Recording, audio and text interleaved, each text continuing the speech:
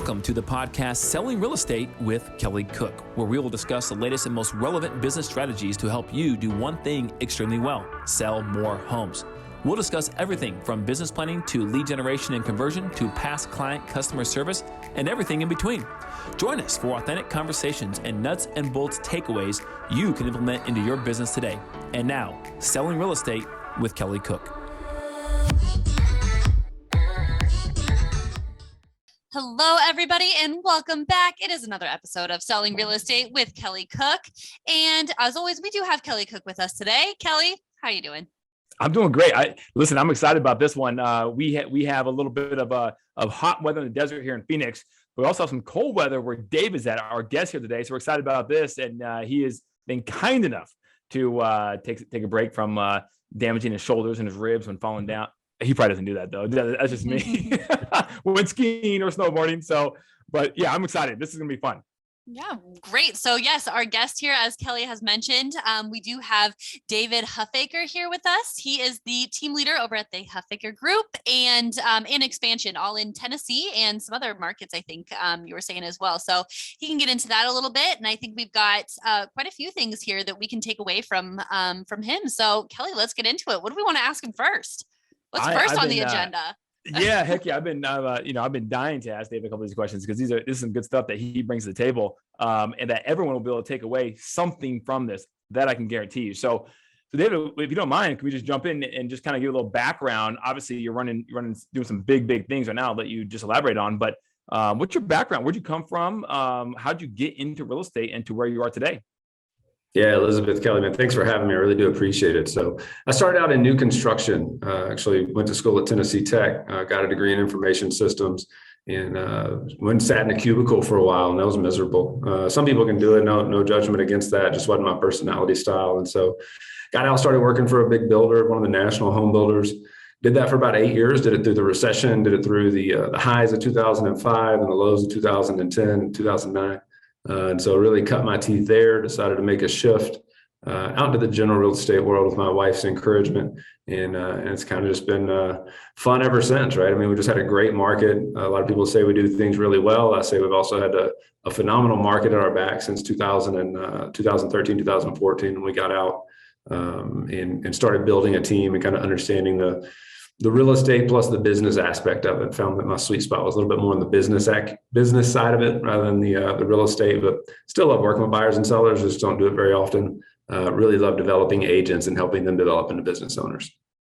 That's awesome. Yeah, I know that's obviously myself too, Dave. Just kind of a coach at heart, right? You know, coaching sports, coaching other agents, whatever it is, just coaching people.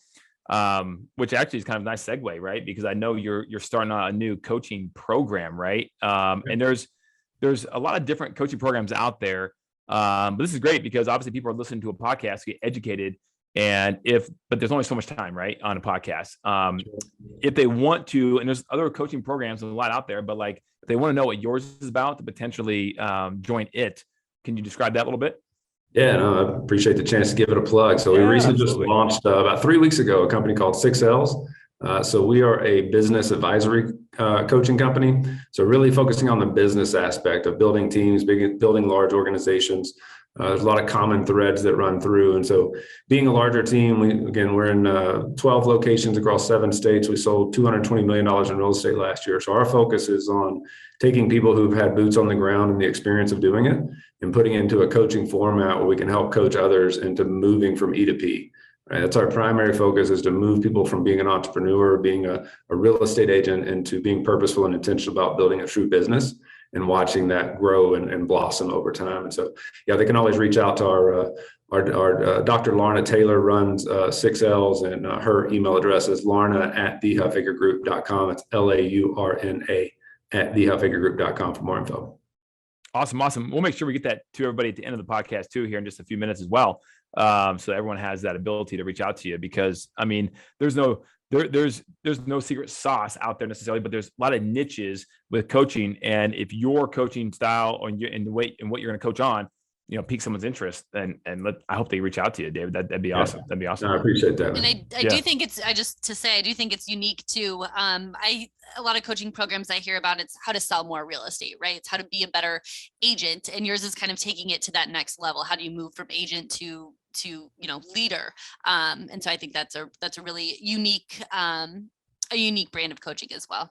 Yeah, and I know we're going to dive into that. I mean, that's where the name 6Ls comes from. I actually reached out to Gary Keller and asked permission to develop a book that we're writing about the 6Ls. So taking the 3L triangle from, if you're a Keller Williams agent, you probably know that from the Millionaire Real Estate Agent. But taking the 3L triangle that's written in the Millionaire Real Estate Agent, if you turn it into a three-dimensional object, you actually end up with 6 sides, right? And so it becomes 6Ls. The thing that I love about that is that shape. My children are going through, I help them with math a lot. And so that shape turns into a prism. And the idea of a prism is one light going in, many lights coming out. And so for us, it worked on so many levels to say, like, our coaching and our training and what we're focused on is going from one to many, right? So taking the energy and the effort of one light and being able to divide it and really focus it into many different aspects. So when it turned into a prism and all that, and so Gary was like, yeah, absolutely, run with it. And so we're developing a book on it and just launched this coaching and training company. That's awesome. And what's the name of the book going to be? That's a good question. I'm going to imagine it's going to be something around 6Ls. Lucky guess. I was going to guess that. That's cool. Okay. So and those 6Ls, just to stay on that topic for a second here, I know you're talking about how you group them in 3 different groups. So 2, 2, and 2. Can you chat about that real quick? Because that was kind of cool. Yeah. So, I mean, if you take the original leads, listings, and leverage, and you add the 3 additional legs, become leadership, longevity, and legacy. And so for us, what I really tried to solve early on, or what I appreciated Gary's mentoring and all of the coaches that I've had, I've got some amazing coaches, was really that moving. That no one teaches you when you go to take a listing. Eventually, there's not a whole lot of focus on how to become a better leader. And if you're truly going to build an outfit, I mean, if we look at the future of the industry, as we start to solve the end-to-end consumer experience and be able to deliver a higher experience for the consumer, learning how to take another listing is important, but learning how to be a leader for the people that you're going to need, it's really challenging to do that as one human, whether you leverage it as third-party programs or if you actually build your own organization. You have to develop those leadership skills, right? And that to me became something that I looked up and said, like, those just didn't come naturally. Again, moving from E to P, I wanted to be purposeful about becoming a leader. And so it was reading John Maxwell's books. It was reading Extreme Ownership. It was, reading Jim Collins. It was, books are the best mentor, but I've read no less than 50 leadership books. And so it became, how do we develop as leaders so that we can help other people achieve their goals? Longevity, how do you do it through shifting markets? How do you do it through COVID? How do you do it through a recession? How do you do it through different changes of inflation rising and things like that? And then legacy, to me, the most important. What impact am I leaving for my family and for my community, right? And really for the people that choose to be in business with me. I think it's important that my agents lead bigger lives and understand that there's more to it than just the next seller, the next buyer. That's awesome. I love the fact that it's almost like what the 3Ls are is at the front end, right? And your 3Ls that you're adding is the back end, right? Yeah. And we said where we group them, right? I mean, leads and listings, and listings have to be buyer's agreements also, right? So agreements. Leads and listings become the how do I sell real estate? And that's important. So I don't want to gloss over that. That's a critical piece to be the very best agent you can be in our industry, or really any industry, right? You have to have the who do I talk to, what do I say, and how do I handle them? And then how do I get the business, right? How do I get the inventory? Then you move over to leverage is always there, right? Leverage is a challenge. I don't care if you're running, if you're a single individual running an operation, or if you're running, we have 50 people in our organization, and leverage is still the challenge every day. And it always will be, right? I used to coach with Tony DeCello, and he used to leverage never goes away. And so leverage and leadership, and then the longevity and legacy. I tend to group leadership and legacy together because I think they go more hand in hand. And then leverage and longevity just being there as 2 critical pieces that you have to solve over time. Absolutely. That's awesome. And to prove that you're running a big business, I was looking at those numbers here. So 220 million in real estate last year is phenomenal. But more importantly, the GCI, when I did a little math on my calculator, because in my head, that's not the best thing to do, is you're about a 2.9% on that gross commission earned off of that, which is even cooler, especially in a market where commission's being compressed, right? So, I mean, for anyone out there that might have a 2-person team, a 3-person team, whatever it is, what's your secret sauce on that, David, to be able to keep that gross commission around that 3% mark? Yeah, that's a great question, right? A really big topic right now. For us, I would say it's about building the plan and working the plan. Like, I don't want to do more deals at the cost of profit.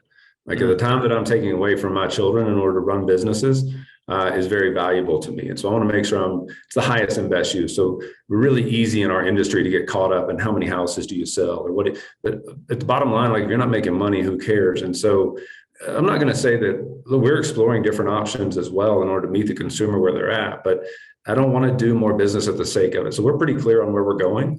We have a clear business plan up front at the beginning of the year, and we just stay intently focused on that. We know what our 4 core sources are for our business. We know what the conversion rates are going to be. And so when we run into a transaction where somebody wants us to take less or do less, we have the right to say no to that because we understand that's a part of our plan. There's a certain agreement gain to contracts written conversion rate that we're looking for as a business owner. That to me is important. Keeping that conversion rate, as long as that's in check, I don't need to take the lesser deals or the fewer commissions. On the buy side right now, it's really a tough shake, right? So we're really clear with our buyers up front when we meet with them that this is what our fee is. And so right now there's a lot of builders, a lot of sellers not willing to pay that fee. And so our value didn't change because of what someone else chose to offer us as compensation. And so we're just real clear on that up front. And I think when you set the right expectations up front, look, when you do a great job, people want to pay you. Right. I find it very rare that someone thinks like they just want to get free money out of us, right? Or take money out of our pocket in order to make their world better. So when they're clear on the expectations up front, as you go through that, you can navigate that. I'm not going to say there's not times where you get to a deal and you go like, look, in order to do it, we're going to have to do it at 2% or 1.5%, or hey, the builder's only offering $2,000 flat fee. You do those, right? But it becomes a much smaller piece of your business when you've set the right expectations up front. Yeah, no, I agree with that, David. And obviously, I want to stay on that topic for 1 second because I think there's some value in hearing what you have to say about this. So people out there right now, whether a solo agent or on a team or run a team, if to be able to set those expectations, if you are working in an area, that's say within half hour drive radius from whatever it is, suburbs to city, whatever it is, what's your procedure with your team policy in terms of having the buyer come into the office and or meeting at a coffee shop and or meet at the house for the first time? What do you guys have something that's kind of streamlined with that, or that you prefer and you teach, but there are exceptions to the rule? Yeah, sure. Absolutely. And so I kind of grin when you say that because I used to be such a stickler for, 4 out of 5 times, 80% of the time, you're going to meet me in my office. We're going to do a buyer's consult. Or you're going to meet me at a coffee shop. We're going to go through the buyer's presentation. And then I got to thinking about how I would shop for a home. And I think that's really where, as agents, we have to get our head wrapped around as we're focusing on the future. I wouldn't go do it. I wouldn't. Like, I'm a high D personality. I would say, like, show me value, show me the house. And if you do your job well, I'll pay you. And so I've realized there's got to be some happy medium. So we've kind of backed up. We've said we recommend to our agents that 3 out of 5 times there is a buyer's consultation held and that an agreement gets signed. However, we are pretty firm that we don't.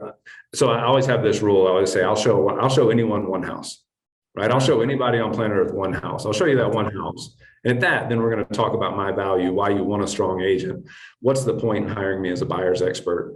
And if that makes sense, we'll do it. If not, I'm going to recommend you. And I always just say, like, hey, you know what? We're a very busy team. We're in high demand. If this isn't something you're comfortable signing, I'm more than willing to go find maybe a less experienced agent or someone that's looking for the business or needs the business that would be willing to run around and do this for you.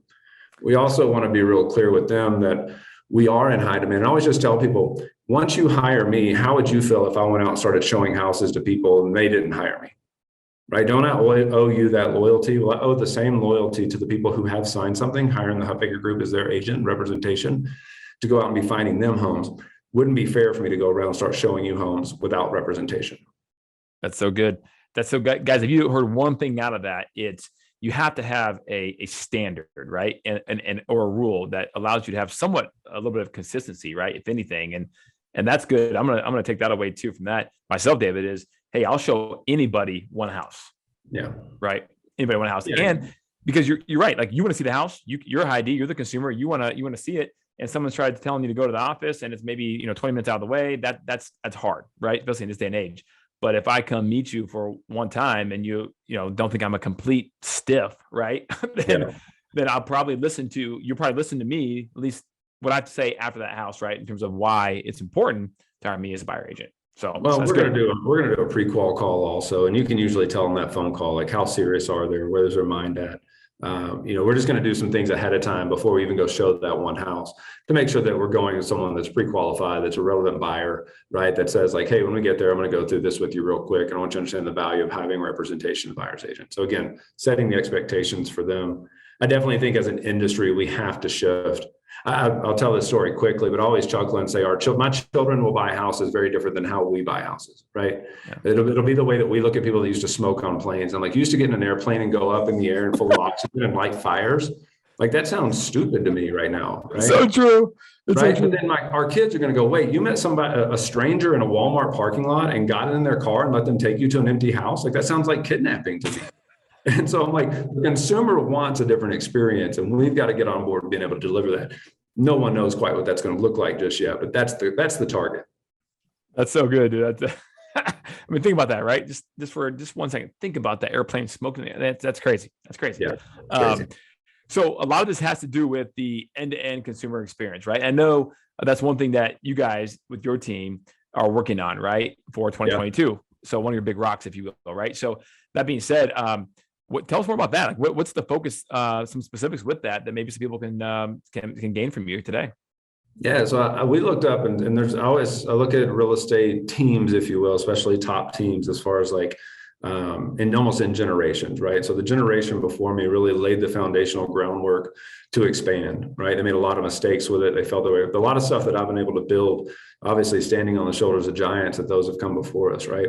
And so for us, we kind of looked up, so what's our responsibility to the industry? What do we need to go out and kind of fell our way forward with? And the end-to-end consumer experience, what we were just talking about, right? How the consumer chooses to transact and making that a priority and how we deliver on the consumer experience. So in order to do that, right, I think everyone's fighting for it, everybody from Rocket Mortgage to Zillow to all these other companies. And again, I think sometimes we put a lot of judgment around that, and I just go like, that's good for them, right? Like we all should be trying to solve this. Much like I think a lot of Elon Musk, right? Have you ever heard him talk about the automaker industry and how, he welcomes the big auto producers to come in and create a more energy efficient car, right? That serves the consumer. I think we all have to be on that bandwagon, right? Trying to help the consumer shop and deliver a home in the way they want. To that, you need the parts, right? You've got to have title, you got to have mortgage, you got to have insurance, you got to have, warranty. And ultimately, we're a huge database team, right? We believe in loving on our people, getting into relationships with our consumers and providing value in the 85% of the time they're not looking to make a move. To me, that's the secret, right? When I can find a method through leverage and technology that stays in front of our consumers when they're not searching for a home. So providing value when they need their gutters cleaned out or when they need a renovation done. Or a lot of times, like we just threw 5 different daddy-daughter dances around the country.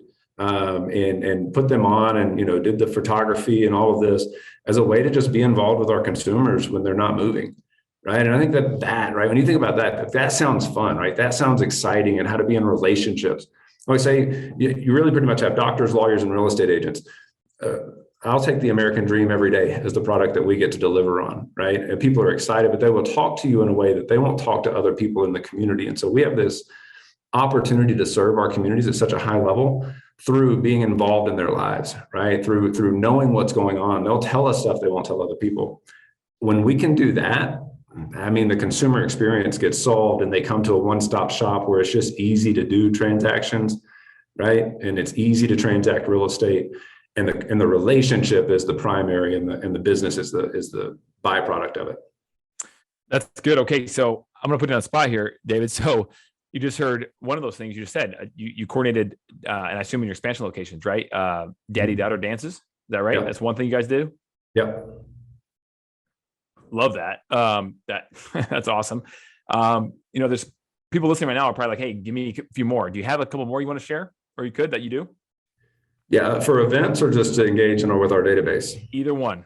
I think it's all good. Yeah, so we actually balance out. We do one client event a quarter, and then we also start doing community events. And so at the end of this year, we're putting on a red, white, and blue gala. for our hometown heroes, so teachers, firefighters, military veterans. Our agents nominate different people. We deliver baskets of food, and we have thank you candles that we send out. And then at the end of the year, we're doing a red, white, and blue banquet, if you will, in order to honor the heroes within our community.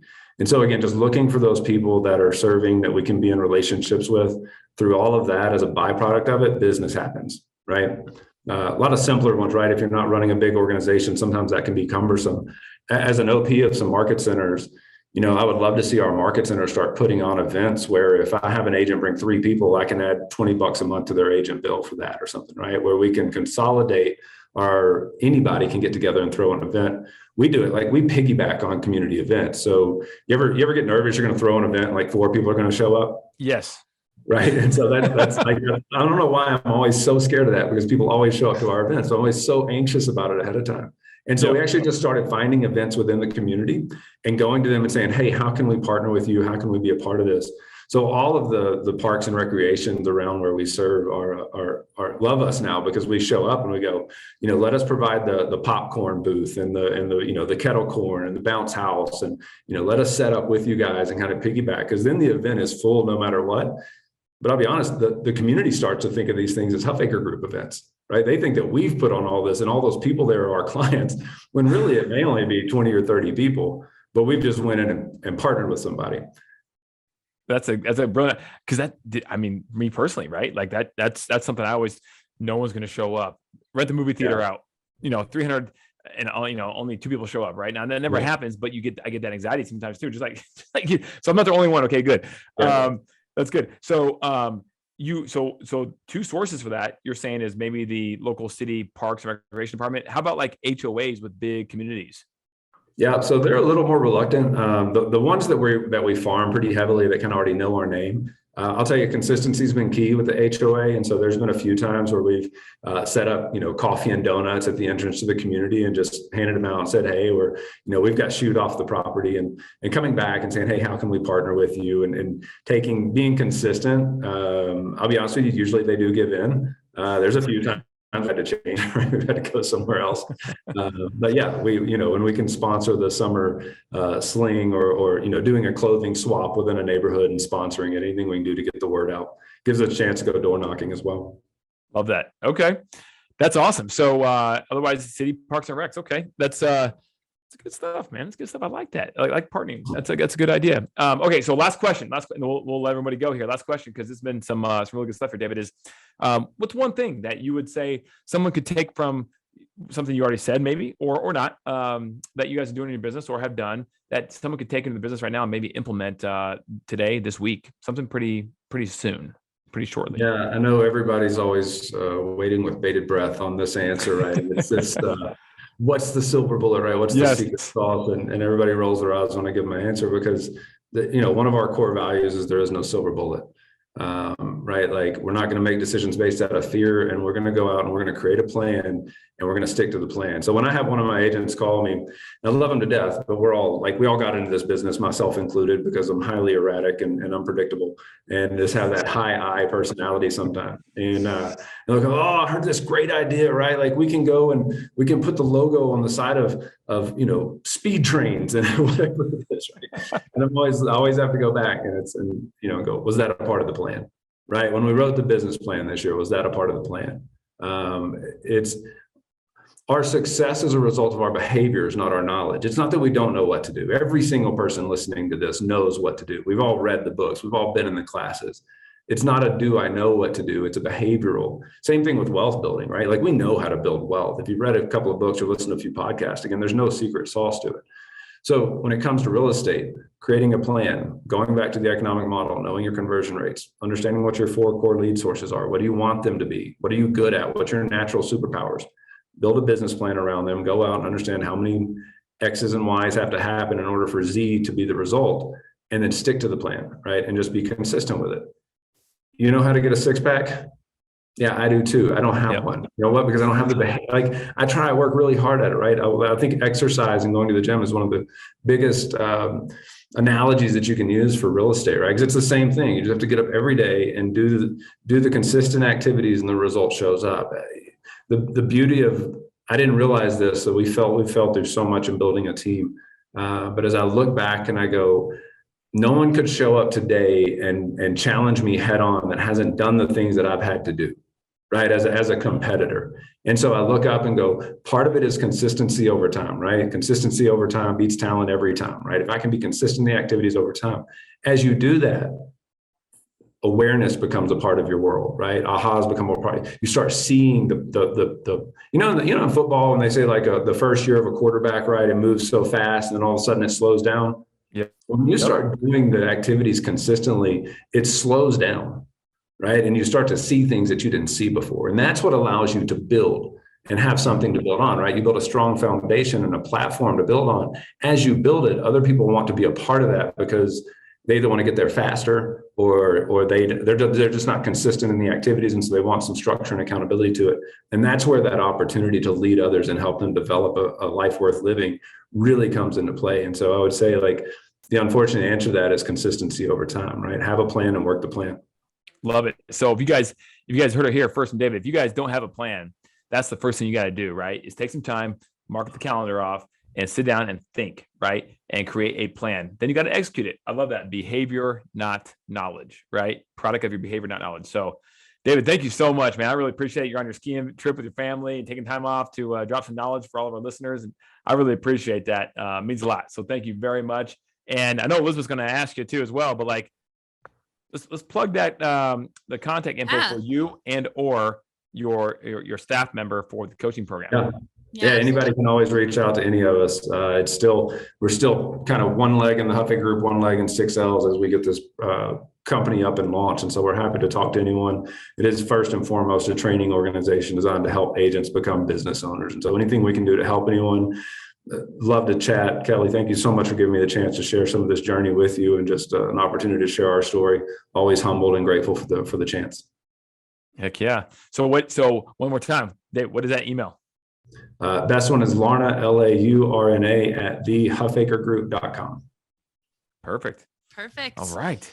Thank you so much. I really we really appreciate you being. I'm like, I loved it, but we both loved it. So we appreciate you being on here. Thank you so much. And we'll end the podcast with Kelly. If anybody wants to get in touch with you, where can they reach out to you at? Oh, always, absolutely. info@kellycookhomes.com. Or hey, you know what? Shoot me a text. Give me a call, 480-227-2028. I appreciate the ones that do. Thank you. And then we will leave you on if you are thinking about building a team and you want to get Kelly's quick notes on how to do that. You can go over to buildyourrealestateteam.com and get kind of the printout modules to follow Kelly's example there. Absolutely. And if that doesn't work for you, reach out to Laurna. Yeah, absolutely. All right. Perfect. Well, thank you guys so much for being here. We will see you all next time with some more knowledge for you. Absolutely. David, thank you once again. Really appreciate it. Absolutely. Thanks, guys. All right. See you guys.